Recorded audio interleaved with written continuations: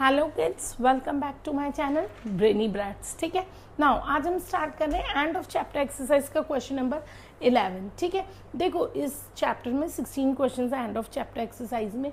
तो सभी क्वेश्चंस 3 3 3 3 ऐसे करके 3 4 2 3 4 ऐसे पार्ट्स में डिवाइडेड है, ताकि आपको देखते टाइम बिल्कुल भी प्रॉब्लम ना हो, फटाफट से आप देख सको। ठीक है, और ज़्यादा से ज़्यादा बार सॉल्व कर सको।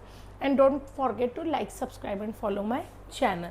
ठीक है, देखो बेटा, let P Q be the points of trisection. देखो बेटा, ट्राई सेक्शन का मतलब क्या होता है कि 3 पार्ट्स में डिवाइड कर रहा है। ये ए है, ये बी है।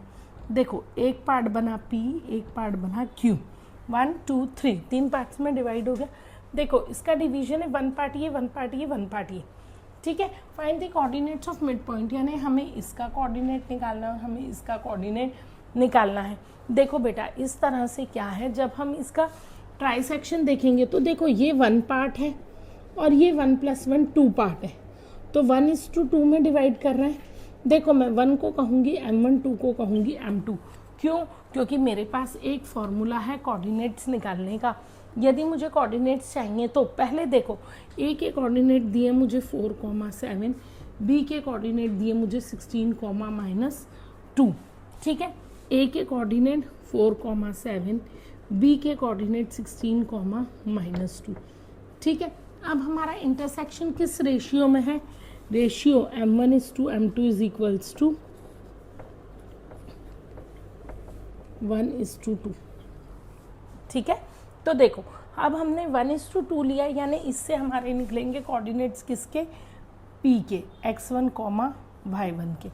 ठीक है, देखो अब हम कैसे लिखेंगे? अब हम लिखेंगे सबसे पहले इसे लिख लेते हैं x2, y2, इसे लिख लेते हैं x3, y3। ठीक है, देखो हमारा फॉर्मूला कैसा होता है? हमारा फॉर्मूला होता है m1x2 + m2x1 upon m1 + m2। ठीक है, = x, y।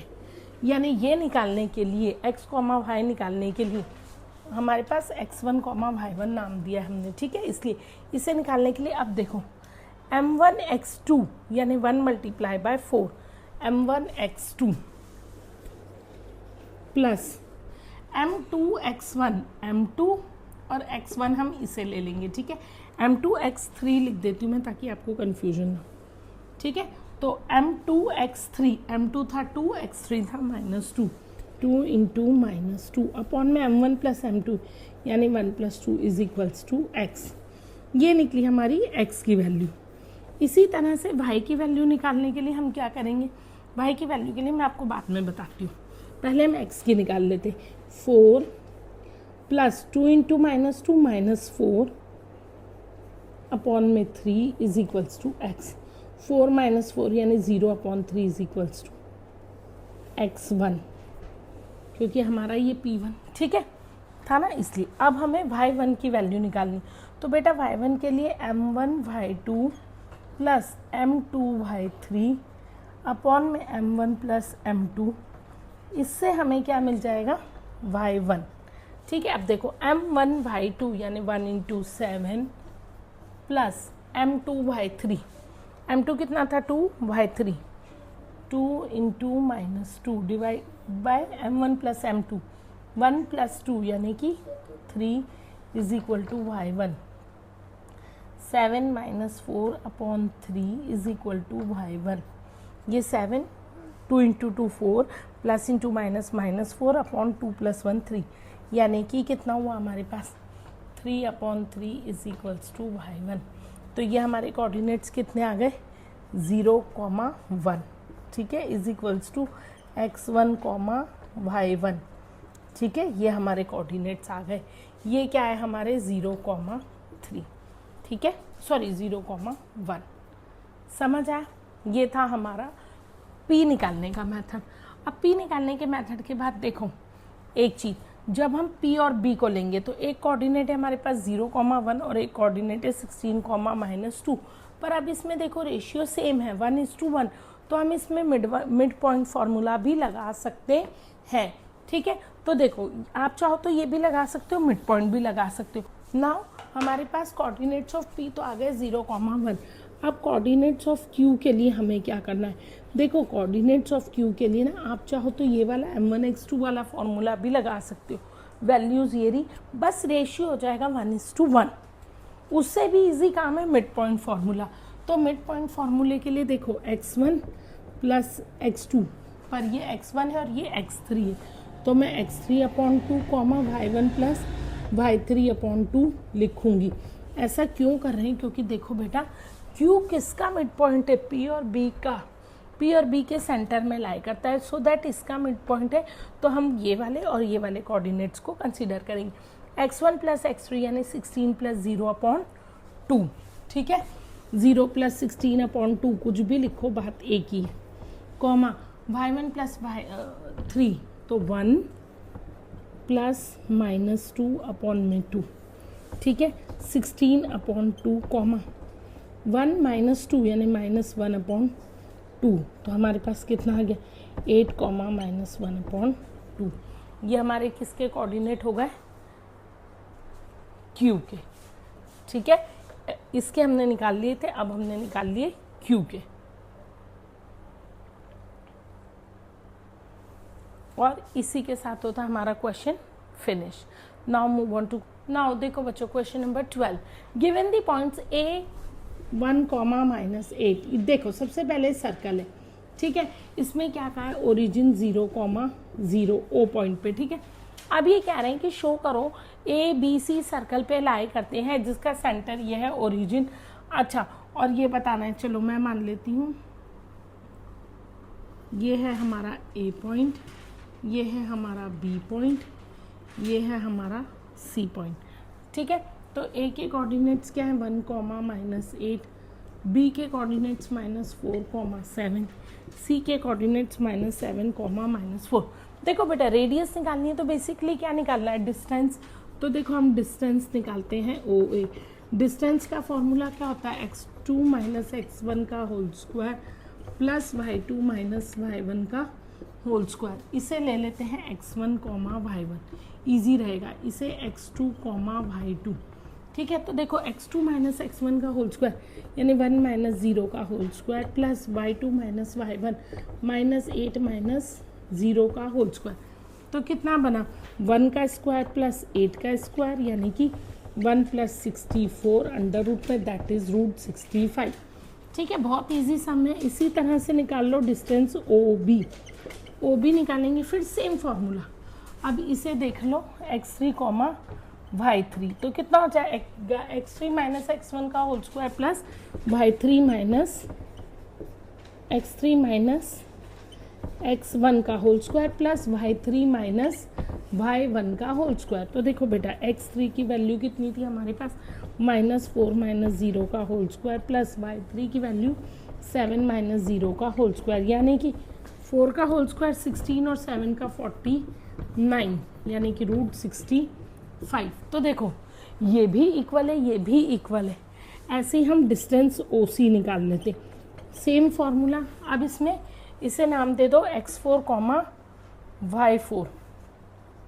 तो क्या होगा? x4 - x1 का होल स्क्वायर, y4 - y1 का होल स्क्वायर। सिमिलर कंडीशन 49 + 16 यानी कि √65। तो देखो बेटा इससे क्या बना कि मतलब OA, OB, OC इक्वल है, therefore O is the radius of the circle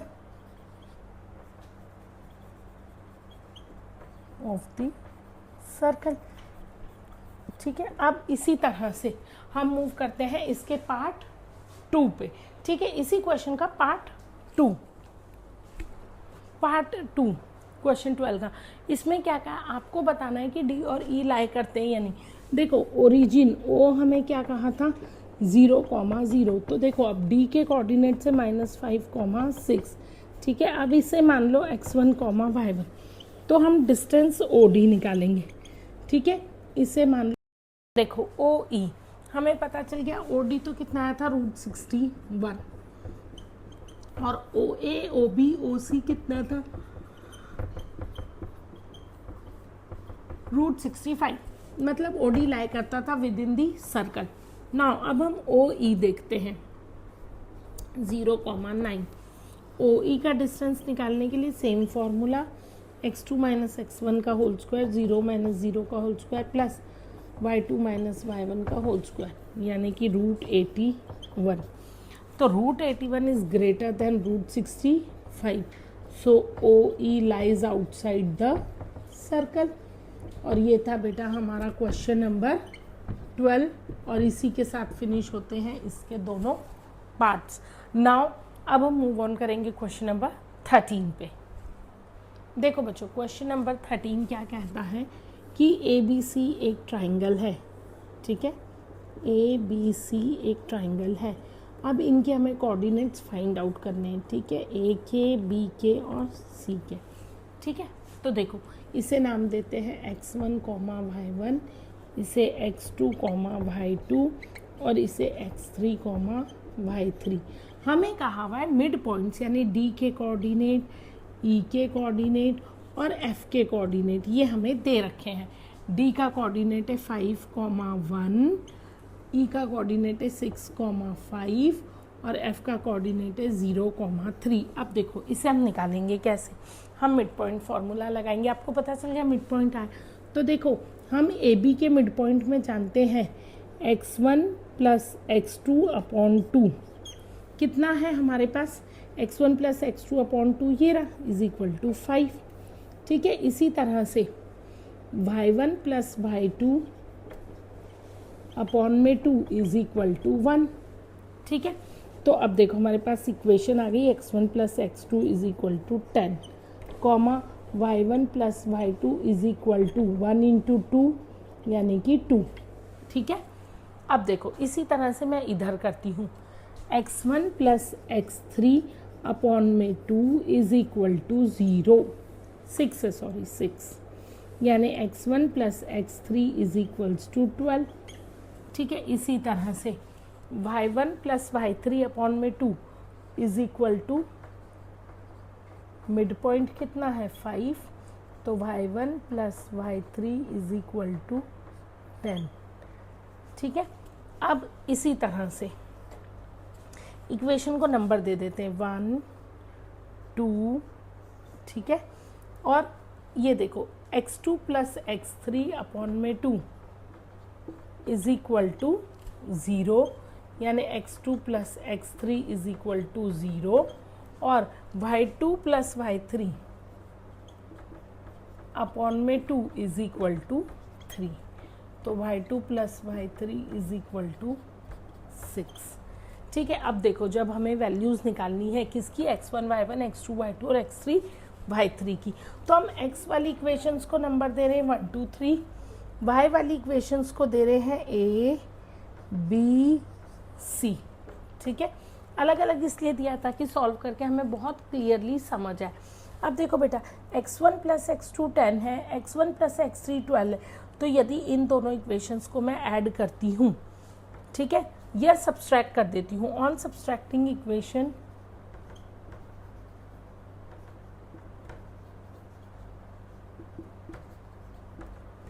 2 from 1, 2 को 1 से सब्सट्रैक्ट किया, ये 2 है 1 से माइनस किया, तो x1 plus x2 minus x1 plus x3 is equals to 10 minus 12 यानी x1 plus x2 minus x1 minus x3 is equals to minus 2, x1 minus x1 0, x2 minus x3 is equals to minus 2, ये है equation 4, ठीक है। अब इसी के साथ आप देखो जब ये हमारी इक्वेशन 4 आ गई तो हमारे पास एक इक्वेशन और थी, क्या थी, वो ये थी x2 plus x3 is equals to 0, also x2 plus x3 is equal to 0, ठीक है, फ्रॉम इक्वेशन 3। अब इक्वेशन 3 और 4 को ऐड कर दो, ऑन एडिंग इक्वेशन 3 एंड 4 क्या मिला, x2 प्लस x2 2x2, ये माइनस हो गया 2x2, ठीक है, और x माइनस का x3 प्लस का x3 कैंसिल आउट हो गया इज इक्वल टू -2, तो x2 इज इक्वल टू -1। तो ये वैल्यू आ गई हमारे पास किसकी, x2 की। अब देखो x2 की वैल्यू आ गई हमारे पास। हम जानते थे x1 plus x2 is equals to कितना है, 10 है।